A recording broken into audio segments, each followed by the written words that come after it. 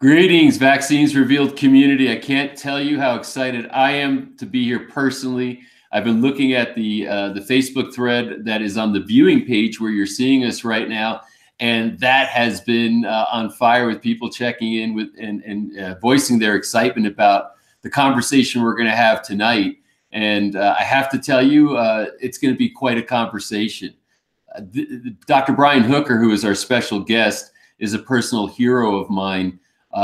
Because we've taken a man with uncommonly great intellect who's focused his energy and mind on this vaccine issue, and the things that he's uncovered and put into the world has been transformative to the vaccine movement in the way of what we have been advocating through Vaccines Revealed, that the truth needs to come out, the fraud, deception, and malfeasance needs to be known, and that people deserve to have a right to choose whether or not they want to vaccinate themselves or their children.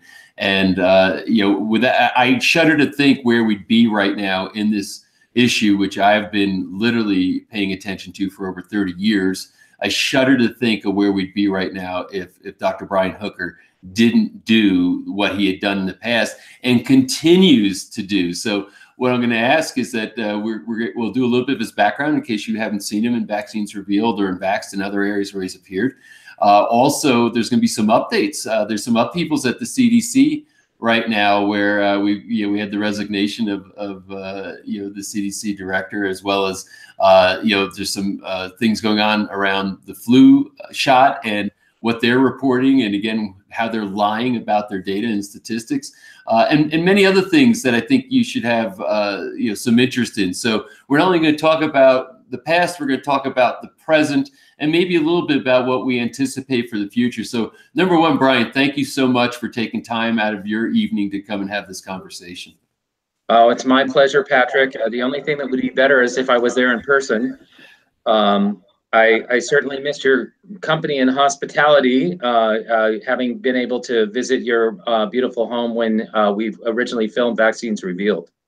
Yeah, it was great having you here, and you not only enjoyed the production side of it, but being able to sit at dinner and really getting to know you personally. And all I could say is that you're an amazing man who's made a difference in a lot of people's lives and continues to do so. I appreciate that. Thank you. So let's get started. Let's talk about what got you interested in this issue in the first place, and maybe just a few minutes of just the thumbnail as far as your journey. Well, I was very, very pro-vaccine. Prior to 1998, I grew up in a family where my mother was a public health nurse. We believed in the vaccination program. I really didn't have the knowledge or understanding to be able to see through the lies and the lack of information around the vaccination program. And I trusted the CDC, which, obviously I've learned the hard way not to do that any longer. My son was born in 1998. We vaccinated him on schedule through his 15-month vaccines. Not only did he receive all of the vaccines, but he also received at that time all the vaccines that could potentially have mercury, through the preservative thimerosal. If there was a choice, or if it could contain mercury, then it did. And so he received megadoses far, far greater than the safe guidelines for mercury for his tiny body. And then at 15 months, he received 3 vaccines while having an active ear infection, and he regressed very, very quickly after spiking a very, very high fever. Regressed very quickly, and by the time he was 18 months old, that was his first diagnosis, which was autism. And we had no clue. We knew that something had happened around his 15-month vaccinations, but it wasn't until I met an integrative physician who we started seeing to treat my son when my son was about 2 years of age, who started to talk about the fact that there was mercury in vaccines. And from that point, that's really been the tip of the iceberg. yeah, I was concerned about the fact that there was mercury in vaccines, which is preposterous. It wasn't something that I knew when my son was being vaccinated. But then, the curtain was really pulled back, and it wasn't just mercury. It was live viruses. It was aluminum. It was formaldehyde. It was adjuvants like squalene, peanut oil, things that just do not belong in the human body whatsoever. And I started my journey really delving into this after I met that integrative physician, and I started to investigate as a researcher the research work that the CDC was doing in looking at vaccinations and neurodevelopmental disorders, including autism. And what I found was really, really stark. It was not what I expected. I saw a lot of smoke and mirrors. I'm a scientist. I have my PhD in biochemical engineering, and I have been a researcher for almost 30 years in my career. I've published many, many scientific papers. I reviewed very many scientific papers, and I knew when I started to interact with CDC scientists back in the early 2000s that I was getting a snow job, that I was being handled, and the mistreatment and the mishandling of the information was, something that I could unravel with, my background in epidemiology and statistics, but also it was so blatant that it was something that a ninth grader could unravel. And the lies from the CDC got deeper and deeper. The CDC then, because of my sort of pointed response to those lies, cut off all communication with me and CDC scientists in 2004. And then I started, the only way that I could get information from CDC at that point in time was through the Freedom of Information Act. And so I've submitted over 120 Freedom of Information Act requests, and I've gotten, thousands and thousands of pages of documents. As I'll mention, just recently, just this last year, I got about 200,000 more pages worth of documents through the FOIA. One of the scientists that I originally interacted with, Dr. William Thompson, then very, very late in the game in 2013, contacted me privately. And he was wanted to be a whistleblower. And he blew the whistle on several studies regarding the MMR vaccine and autism, as well as studies that dealt directly with the aerosol, the mercury-containing preservative in vaccines. And over the period of about 10 months, I had many, many phone conversations, exchanged many emails, got many, many documents from Dr. Thompson. And then he went public. Actually, we took him public, almost kicking and screaming, in August of 2014, and that is a strong basis for the movie Vaxxed, and it also shed a light, an insider's view of what was going on inside the CDC, behind the curtain, behind the great and mighty Oz, that the CDC was covering up actively any type of adverse events due to vaccines. Specifically, they were very concerned in never showing the light of day of those negative effects involving neurological and neurodevelopmental disorders in children, including autism, ADHD, tics, things like that. And so it's been quite a journey.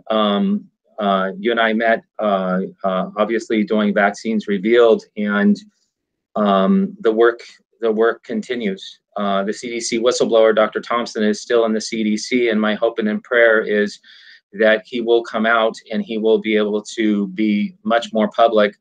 I've had very little contact with him after the story broke in August of 2014, but I know he's still there, and I'm waiting for him to take his retirement so we can have more answers revealed like he did to me originally. Yeah, and I think, one of the things, and I'm going to do shout outs in a minute because there's so many questions and comments instantly on that Facebook thread. If you have a question or a comment, post it there. We'll get to as many as we can. There's a big audience out there in the thousands, so we'll just get to as many as we can. But one of the things that everybody has heard over and over again, whenever you start to bring up the issue of autism relative to vaccines, especially relative to the MMR vaccine, you hear that's been discredited. The CDC is published on this. There's been no, and they say these words, no evidence linking vaccines to autism, etc. And literally anybody who would even raise the issue, was pounced upon in very malicious ways, especially if you had any kind of a academic credential. I mean, a mother asking, would be, looked down upon, from the pediatrician or other people that were in the health field that would question this. And then, of course, if you're anybody with any type of a academic credential, you were really chastised. So how could you be so foolish as to question this? This has all been shown, that there's no connection between the two, et cetera. So the significance of Dr. Hooker and his communications with the CDC and the information he's got from FOIA, and then the outing of the whistleblower, Dr. Thompson, and actually saying, hey, we maybe not the paraphrase, there's been deception around this. We lied about this. There is a connection, and it continues on. Now, if you can imagine, there's been just recently 200,000 more pages of information that have been that Dr. Hooker was able to obtain through Freedom of Information requests. Is there anything of consequence to report in that yet, or what stage are you at relative to that? Well, I am surrounded by information. It'd be hyperbole to say I'm surrounded by stacks of paper because it's all on my hard drive. It's all electronic, thank God. But I've gone through about 150,000 of those 200,000 pages. And this is all specific to the researcher from Denmark, Dr. Paul Thorsen, who was received healthy amounts of money from the CDC, received in grant funds over $8 million for his institution in Denmark. And then it came out in a federal indictment in 2011 that he ended up embezzling that money and then participating in money laundering to the tune of over $1 million. Okay, and so Dr. Thorsen was going to be CDC's leading expert regarding autism. His initial studies were used basically to debunk, the vaccine autism hypothesis, and a lot of the information is not necessarily something new. They belie the fact that he was having a romantic affair with his CDC supervisor, Dr. Diana Schendel. And Dr. Schendel, while she was involved in this romantic affair, was approving all of the allocations of research grants directly for Dr. Thorsen. And if that's not an entanglement or a conflict of interest, I really don't know what is. And so in this 200,000 pages worth of emails were about 300 email love letters between Dr. Thorsen and Dr. Schendel. They actually released the love letters. I was really, really shocked. And so, I have that information in context. And also what happened around the federal indictment. It's very interesting that CDC, even after Dr. Thorsen was under federal indictment out of the FBI office in Atlanta, the CDC remained in contact with Dr. Thorsen for 2 years later. He was a fugitive of the United States, but yet the CDC was still in contact with him up through 2013. So, okay. So just to get this straight, we've got the Justice Department, the FBI, after this guy. In the meantime, another government agency, the CDC, is in ongoing contact with him, and I guess in some respects still promulgating the research that he did. Absolutely. He still had, access to CDC scientists. He did not have direct access to CDC data sets at that particular point in time. He had been fired from his university in Denmark And so he tried to then, by a very duplicitous means, to get a research appointment at Emory University in Atlanta. And then after that, then he tried to he was fired from that position. And then he tried to get a position at Drexel University in Philadelphia, Pennsylvania. And then the federal indictment came out. And yet I've got an email trail where, as recently as 2013, we have CDC scientists corresponding on the same email threads as Dr. Thorson. It's just incredible. You know, I don't understand it. You know, I can't really wrap my mind around that. It's I'm having some difficulty there myself, and I mean, it reads like a fiction, right? I mean, you know, he's having this romance with his with one of the employees at the CDC, you know, while he's embezzling money for his research. The government's after him, but he's still in touch with people trying to pull favors, get appointments at U.S. universities to do research. I mean, it's amazing how discredited he is. But what was the influence he had on CDC policy and I'm going to use the word propaganda that they disseminated as a result of his work? Dr. Thorson had tremendous influence over the policies, specifically around autism and developmental disorders. And very early, he published 2 studies with a lead author who was actually sort of one of his research underlings. He was the supervisor on the study. The lead author was a guy named Manson. And so we have the Manson Study in 2002 that came out in the New England Journal of Medicine, which was set up very poorly, and it's a highly flawed paper to debunk the hypothesis between the MMR vaccine and autism. And then later, in the Journal of Pediatrics, there was a study what we call an ecological study based on diagnosis trends in Denmark, that was used to try to debunk the relationship between thimerosal-containing vaccines and autism. And interestingly enough, one of the things that has come out is that specifically the MMR study that appeared in the illustrious New England Journal of Medicine in 2002, that's an illegal study. One of the things that came out in these emails, and a discovery that was made around the time that Paul Thorson was fired from his institution in Denmark, was that they never received any type of ethical approval to complete that study. So the MMR study had no... I'm sorry to interrupt you, but when you say it was an illegal study, you're saying that it was conducted illegally?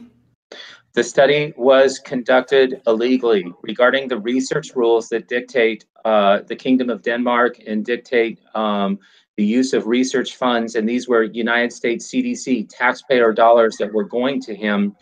By law, you have to have ethical approval of an ethics board before you complete those particular studies, before you actually take those medical records from patients and use them in order to come up with epidemiology for, in this case, autism and the MMR vaccine. It had to go through an ethical approval. It never did.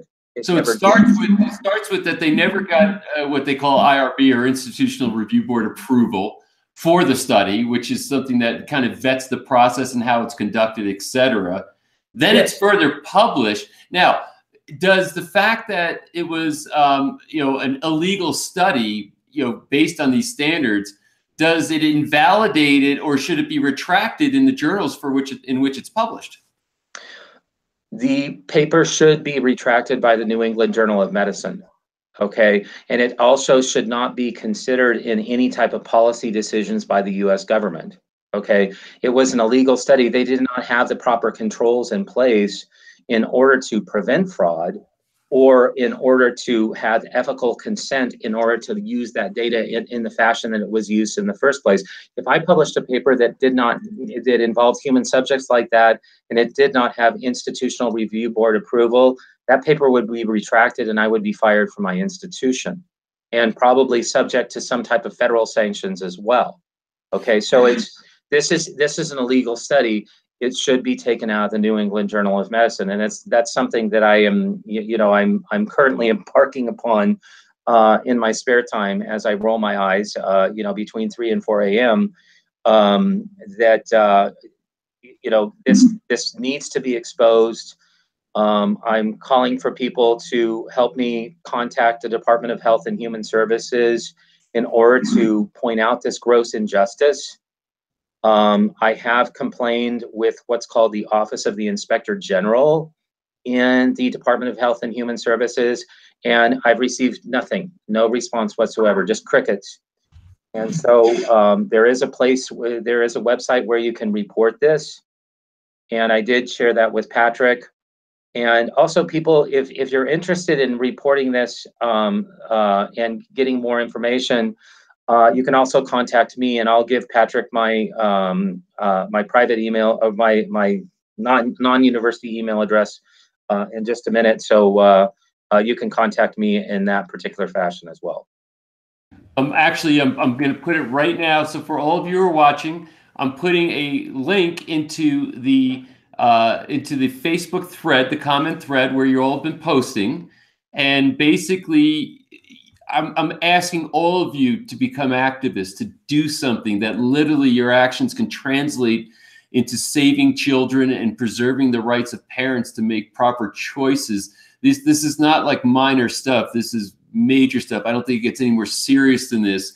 And what I'm going to be putting here is the link where you can submit your demand. Because if they get thousands of demands that this study be retracted and that the CDC not utilize it as a basis for policy, for health policy, I think it will start to get attention. Is that the right way they should characterize it, Brian? Absolutely. Absolutely. It should not shape any type of policy. And this is one of the seminal studies that was used in the 2004 by the Institute of Medicine in order to debunk the vaccine autism hypothesis in general. And so every individual that was represented in vaccine court that was tossed out of vaccine court because the National Vaccine Injury Compensation Program said that the IOM said that vaccines don't cause autism. You need a new day in court because this invalidates that particular decision. So I've just posted it. Okay. So basically, for everybody who's looking, it says send a complaint here to demand that the Manson Mmr study be retracted, not be used at all in public health policy. It is an illegal study. So let's flood them with these complaints. That's right. And if you want more information to pursue this, you can email me at drbrianhooker@gmail.com. All one word, Dr. Brian, no periods or anything, drbrianhooker@gmail.com. I'm just putting that in right now. Okay, I appreciate it, Patrick. You can tell we're live, folks. I'm typing and posting as we're speaking. Real time. So, and it's drbrianhooker@gmail, right? That's correct. I could type faster. All right. So I think I got that all in there correct. I do.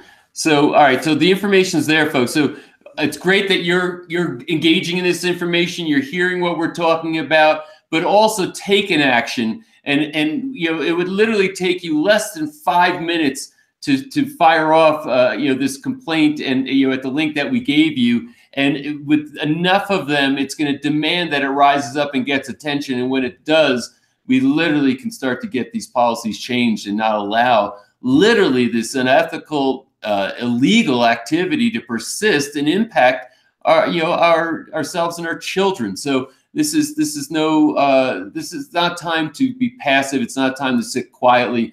It's a time to take action and stand up and be heard. I do want to just do a couple of quick shout outs. So many of you have chimed in. You got the Sharon in Canada. You got the Megan in Oregon. Wow. Well, the Lady Wisdom, my mother, Antoinette Gentempo, chiming in from New Jersey, which I got all the right stuff plugged into my head at a young age, which led me in all the right directions. And it's good to know that Mom is still tuning in, and she is as vocal in these areas as anybody. So there's another hero of mine, my mother, Kathy from Chicago, Hemiata. It doesn't say where she's from. Joyce, Westchester Community. We got people coming in from Australia, from Finland. I mean, it's I'm sorry. I would love to shout out to all of you. I simply just can't. There's there's so many of you out there. But thank you for chiming in. Thanks for creating the community that's here to share in all of this. And you know, let's just not be passive in our understanding here. Let's be active in it. So let's move maybe to another conversation now. There's some shakeups at the CDC. What's going on there? Wow. Well, Brenda Fitzgerald was not a good choice for CDC director. Not only does she have tobacco industry stocks and pharmaceutical stocks that she was actively trading while she was CDC director. That's called insider trading.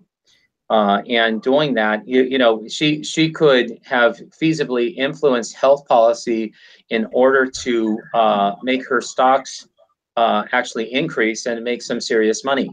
Now, whether they caught her doing that or not, just having the stocks in the first place should have disqualified her from being CDC director. And as she was being considered for the position, you would think that a rational person would divest themselves of those entanglements. Okay, she did not.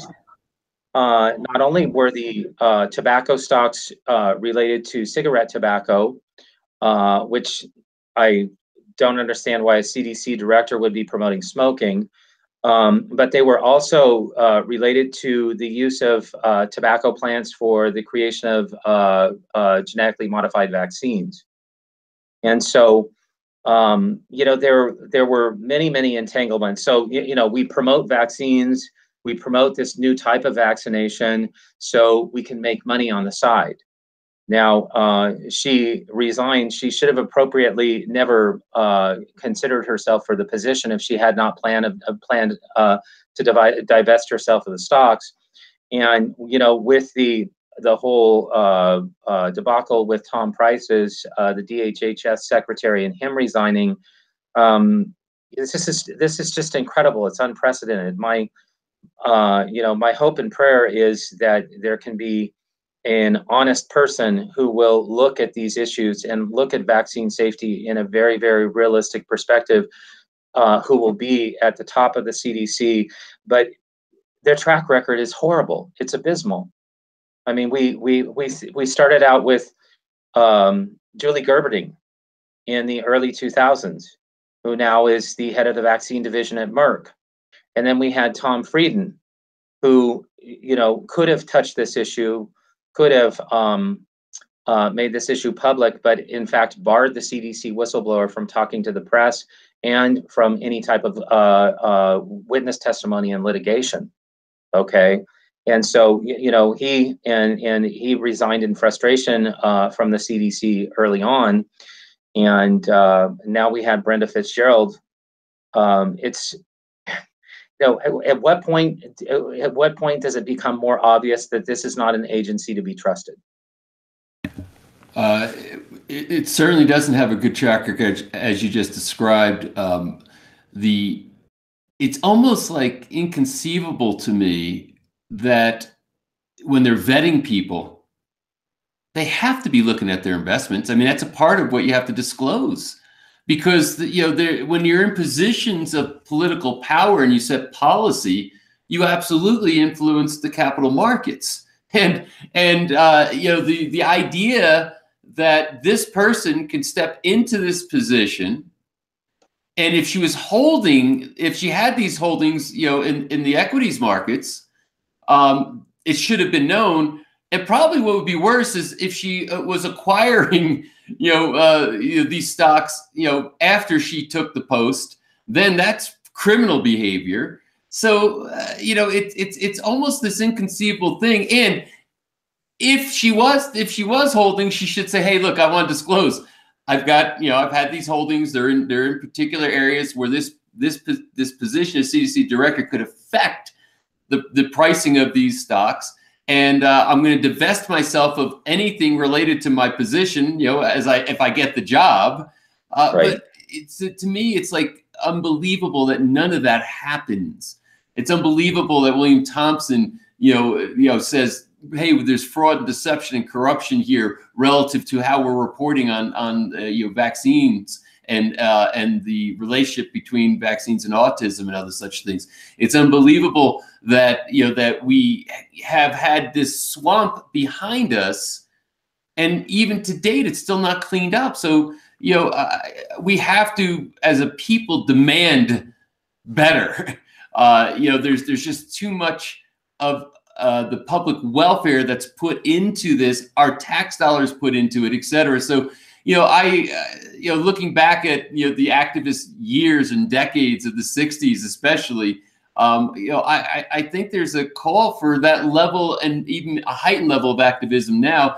And especially it can be done, in much more expedient means because of technology and how we can send out links and say, do this. Now I'm looking, I'm just going to read a couple of comments and just see if maybe we can answer some of these questions real quick.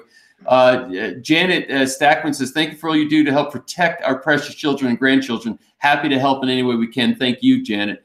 Here, Renee Wilson's asking a question. Is it ethical for you to provide a basic format for the demand we send the HHS? The specific accurate facts would make our demands more believable. We just gave you the facts. We just said that the study that they're predicating policy on was done illegally. It should not be. It should not have been published. It should not have been retracted. Now, your only option now is to decide: do you want to take us at our word? Do you want to do more research on, et cetera? But this is not a revelation. This is known. It's been known for a while. If you watched if you watched Vaccines Reveals, if you looked at varying documentaries out there, this has been exposed. Now we even have more pages of information from FOIA that even heightens and exacerbates what was already known about Thorson and his own illicit activity, his own embezzlement of funds, his own misappropriation of activities. This is not something that is speculative. It is That's correct. Factual. It's not. We're not talking about opinion here. So Renee, maybe it's not good enough for you yet. Then get online and do the search, and you're going to find out pretty quickly that what we're talking about here is valid. What is absolutely unconscionable and unbelievable is the fact that these studies have not been retracted, and that the government is still basing policy on it. That's the thing you should be upset about. Absolutely. Yeah. So And that's anyway. Just to jump in here really quick, Patrick. Please, take up if you need more information. By all means, email me. I can send you a very very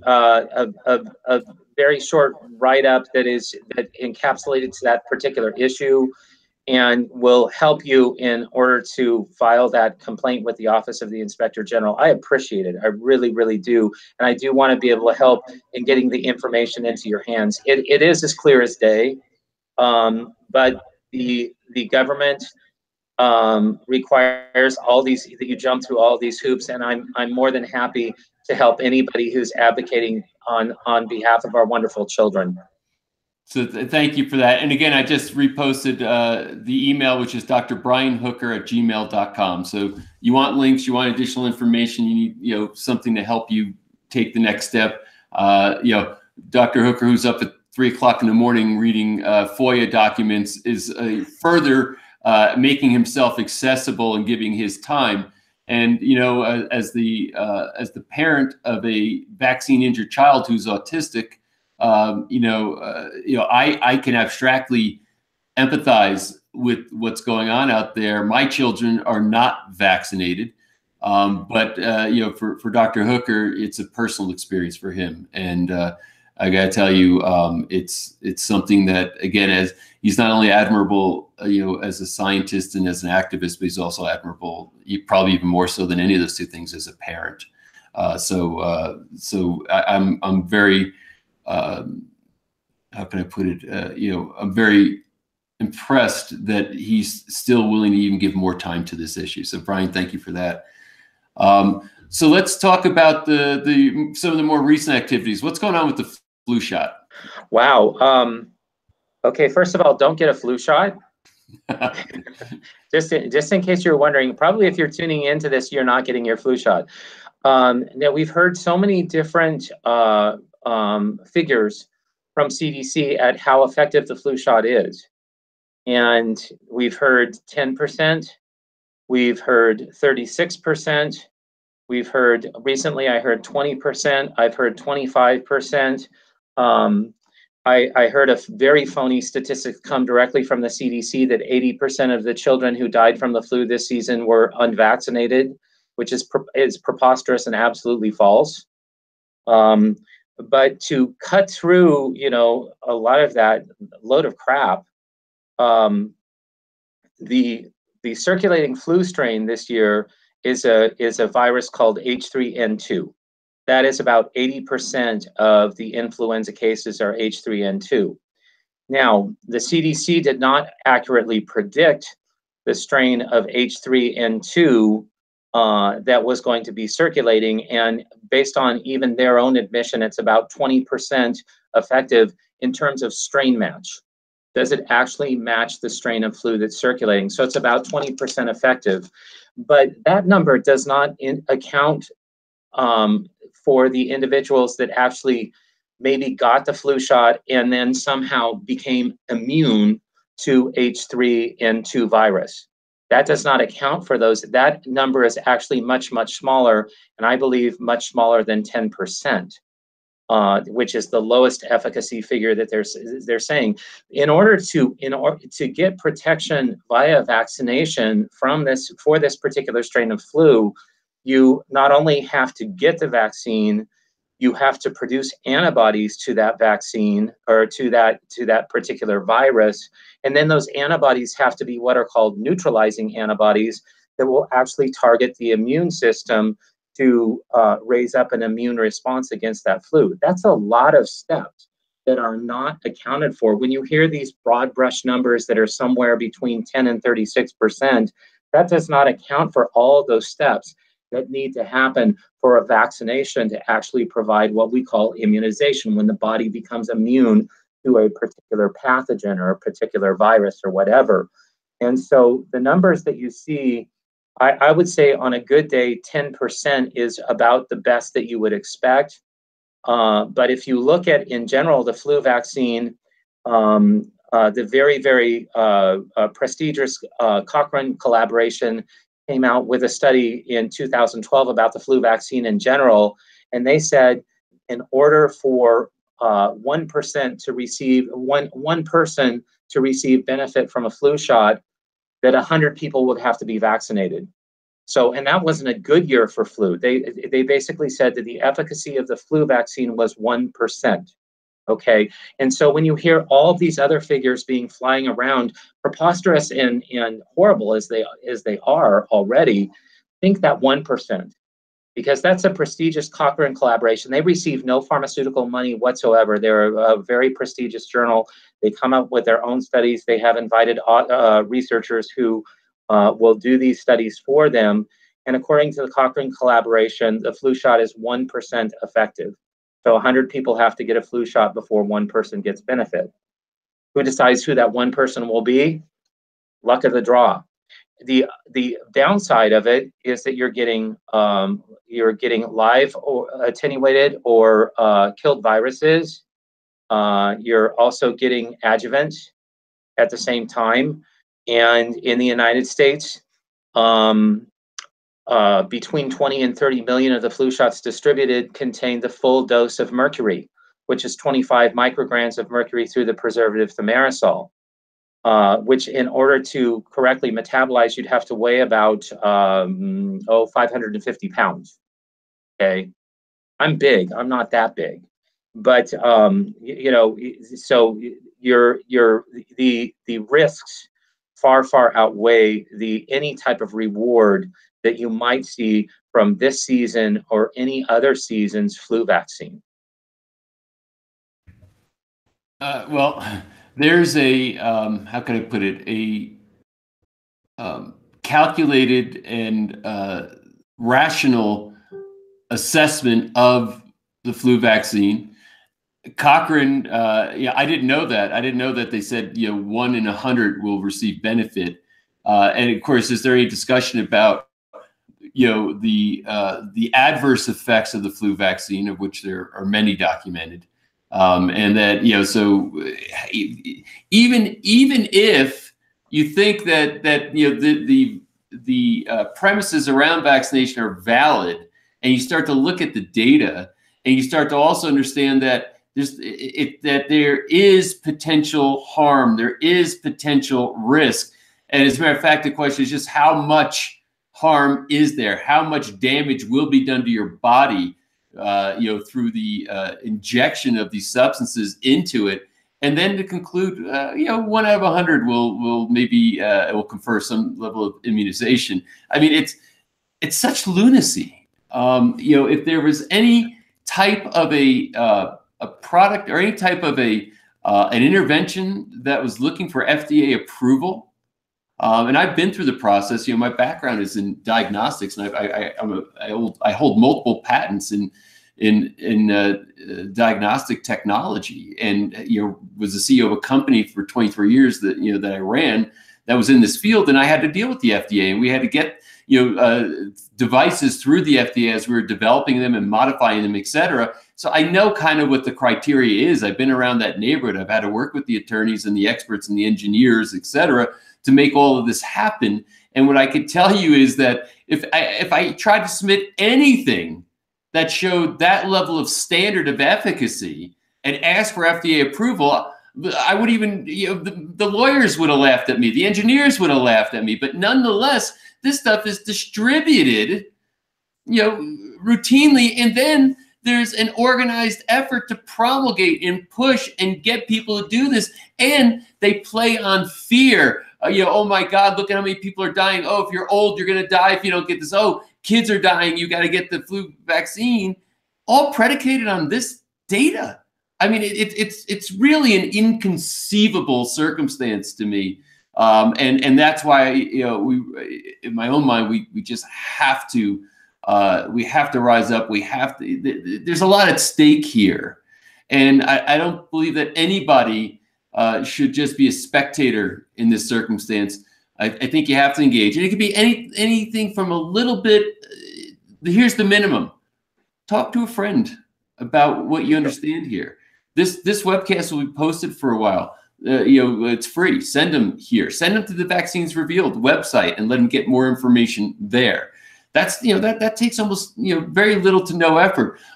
Maybe the next escalation is you're going to actually take some of the links we sent and fire off some letters to our government officials and tell them that you're outraged and you want to see this wrong, that it gets righted. And from there, it can even go maybe starting local groups, engaging on Facebook threads, just getting this information circulated. What I will tell you is that I believe I'm starting to see cracks in the dam. Since we launched Vaccines Revealed, originally, it's just about a little over a year ago now. And we've seen the millions of views of our videos and other projects that have come along. I'm starting to see that there's some crumbling, there's some cracks, and that if we really push hard, I think the whole thing can just come down. How are you seeing it right now? I think that we're really in a pivotal time in terms of keeping up the pressure. The pharmaceutical industry is undoing itself. And there are currently 270 vaccines in the pharmaceutical pipeline waiting for approval. And at some point, the consumer public and even the medical profession, I believe that good-hearted doctors and other primary care providers are going to start to push back and say, enough is enough. This is too much. And going back to, a question that you raised, how many vaccines are causing damage? I really believe when it comes to vaccination, nobody gets a pass. Vaccines are pro-oxidative. They increase the amount of oxidative stress that is put into your system. Oxidative stress causes frank tissue damage. It actually damages and kills cells. So when you think of it from that perspective, it's 100% vaccine injury. Okay, so if you do submit yourself into getting a vaccine, then you are playing into an experiment where for your own self, you're saying, what are the risks and what are the rewards? Now, because you are sustaining tissue damage every time you are vaccinated, there's not only a risk, but there's also a drawback. that's associated with that. And as we add vaccine on more vaccine, and even this year they're saying not only get your flu shot, but hey, if you got the flu shot and you got the flu, go out and get another flu shot. It's the same thing. It still doesn't work, but get two. Why, what the heck? And they're saying these preposterous things like, it will lessen the severity of the symptoms. That is just very, very flawed conception of immunology. That is just not how the immune system works. And so I think more and more individuals are starting to see through this. I believe that, the CDC, fortunately, is doing us a big favor by, continuing to have less than ethical people at the helm. And I see more with the rise of social media. We don't need the news media anymore. We really, really don't. I mean, they've turned their backs on us over and over and over again. And so, these alternative sites, bless your heart for, you continue to keep the pressure up with vaccines revealed. And you're continuing to do more projects. I love, I love the clips that I saw of Christ Revealed. I can't wait to watch all of my DVDs. And the alternative sites that are keeping up the pressure, that aren't afraid to report the truth. I think that more and more people are tuning off, the large news media that are bought by the pharmaceutical companies, and we're at this tipping point where, people are aware. People are aware. I cannot tell you how many times I've encountered people who have come to me and said, I'm not vaccinating my child because I saw vaccines revealed, and I saw you in Vaccines Revealed, or I saw you in Vaxxed, or I saw you in Trace Amounts, or The Truth About Vaccines. It is becoming more and more of a savvy, educated society. And, God bless them, those that are weeding through all of this information, that are making medical choices for their children now. We are giving them more information, and we have a society that's more in tune of filtering out the noise and being able to hone in on what they know in their heart of hearts is the truth.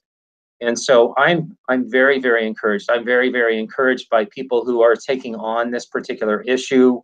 I have, and the big names that have just taken it on the chin over and over and over again, like Bobby Kennedy or Jenny McCarthy. Oh my goodness, if somebody invokes Jenny McCarthy's name again in spite or in ridicule, I'm just gonna spit up all over them. That's it's a visceral response. You just got to do it. So and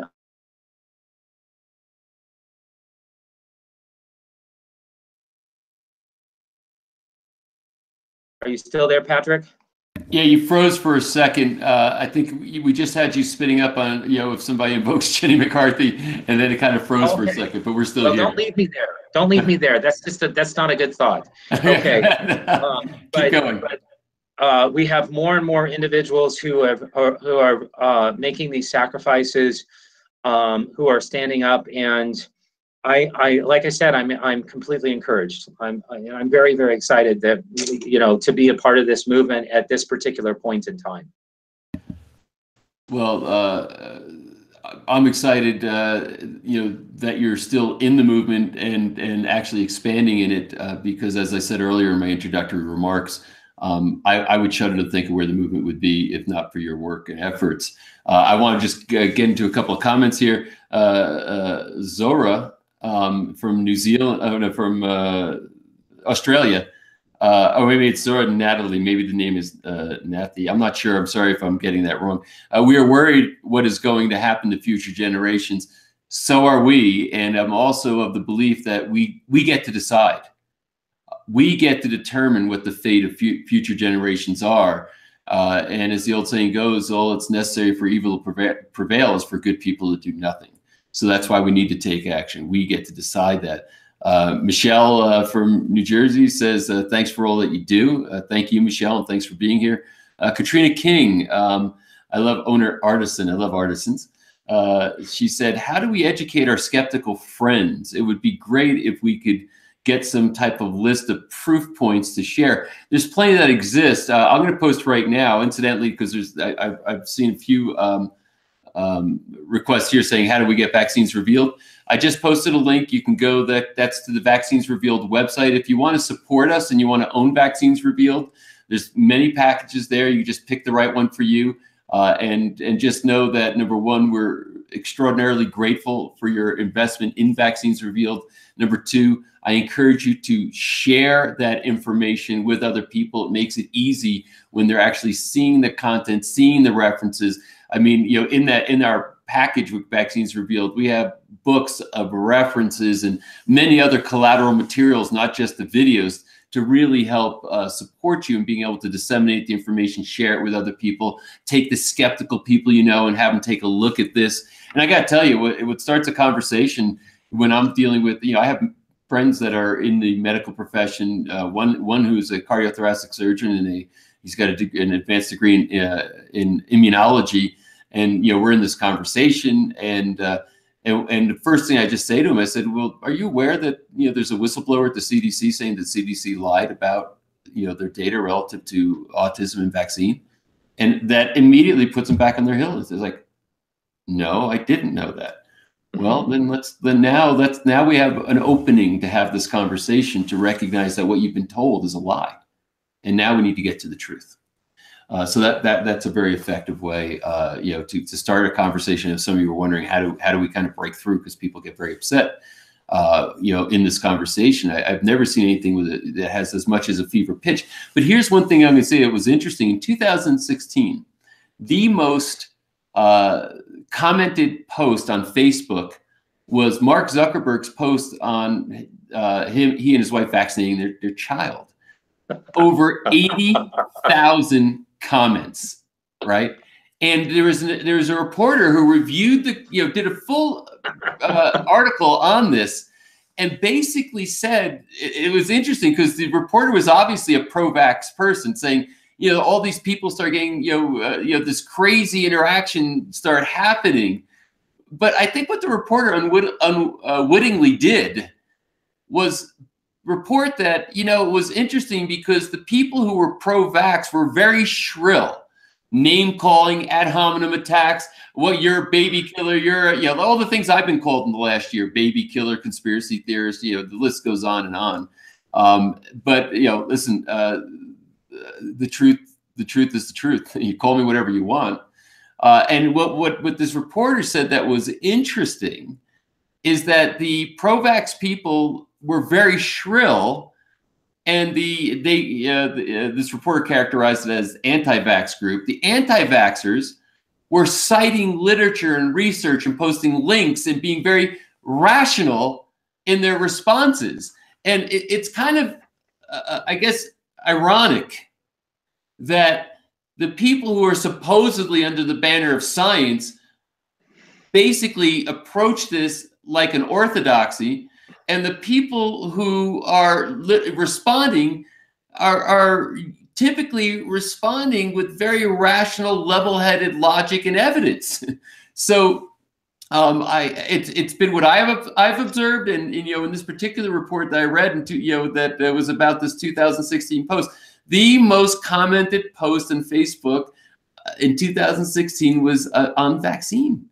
So obviously, it's an important topic. It's a very polarizing topic, and I'm just looking forward to experiencing the day when this entire house of cards comes crumbling down as it needs to, and we can start looking forward to generations of children and parents and families living not with a lie that damages them, but living in the light of truth with a better opportunity for health and the beauty that families should express together.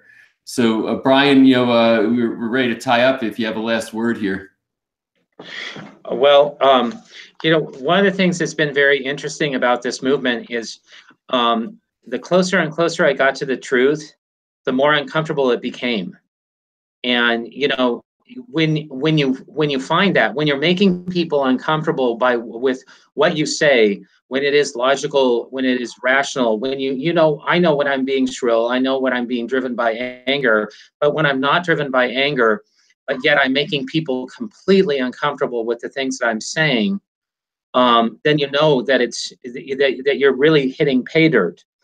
When my phone has been tapped, I have received harassing emails. I've received harassing phone calls from anonymous CDC officials. Um, all of these things belie, you know, we're hitting pay dirt. Okay, we're getting to the place, and God bless her, Suzanne Humphreys, who had to endure in the same week 2 death threats. Um, you know, they're not threatening death because she's telling lies. They're threatening death because she's telling the truth, and she's making people very, very uncomfortable. And so we know we're shaking up the establishment. We're creating waves, and in the establishment do not like it. Do not like it one bit. But as our numbers increase, are increasing, as the amount of people who are not taking this anymore starts to grow, then like I said before, I am more and more encouraged that we are not, we're not blind sheeple just following the leader off the cliff, but we are just a very, very strong, very eloquent community, and I think that we need to really, really embrace that. When somebody calls you an anti-vaccine wacko, that's really their problem. Oh my goodness, that is that is not your problem. And believe me, they will. Okay, you'll get called every name in the book. I wish I had like $10 for every time I got called a baby killer. I'd have a lot of money. But we don't have to respond in kind. We don't have to respond in kind, and it really, really does create quite a scenario, and people take a double take when they see you not respond in kind. But you're more and more concerned for their children and the children of the United States than they are and their pro-vaccine, pro-pharmaceutical dogma. And so and I don't know if this is intentional, but I've got some type of glitch on my machine that I've got. Poor Patrick is bouncing between 2 screens as I'm speaking. So if I look like I'm a little distracted, it's because something is happening with my computer right now. So I'm not sure who to blame about that. Well, listen, what I could tell you is that when we launched Vaccines Revealed, our servers were attacked. I am not like a paranoid conspiracy type person, but as the old saying goes, just because you're paranoid doesn't mean they're not out to get you. So who knows what they're trying to do to your computer right now? Anyway, oh my goodness. Yeah, what I will say is this, just in closing. First of all, a big thank you to all of you. Thank you so much for being here tonight, or in different parts of the world. It's afternoon, morning, depending on where you are, but it's night where we are. Thank you for taking an interest in this really, really important subject. This is being recorded, and it will remain posted on the page where you are right now. So feel free to share it, and people can come and continue to watch replays of this video. So anybody that you said, geez, I wish so-and-so got a chance to see this, or wow, I needed my spouse to see this, my sister to see this, send them the link, let them come, let them watch it. Of course, there's no cost, and they can hear the conversation for themselves and see the comments below the conversation. Brian, you are literally a godsend to humanity, and I thank you for your tireless work and effort. I don't know where you get all the energy from, quite frankly, but what you're able to produce and get done is something that is beyond compare. So, and then thank you for taking your time today to share with this audience. It's more than a pleasure. It is, and like I said, Patrick, the pleasure is all mine. Thank you for providing this venue, and just please keep doing what you're doing. We will. As far as I'm concerned, we're just getting started, and we're not backing down, but we're going to be up in the stakes every single week, until the truth is known and acted upon in this world. So for all of you, again, thank you so much. Brian, thank you so much. Thanks for being a part of this Vaccines Revealed community. And we look forward to connecting with you on an ongoing basis. Take care now. Thank you.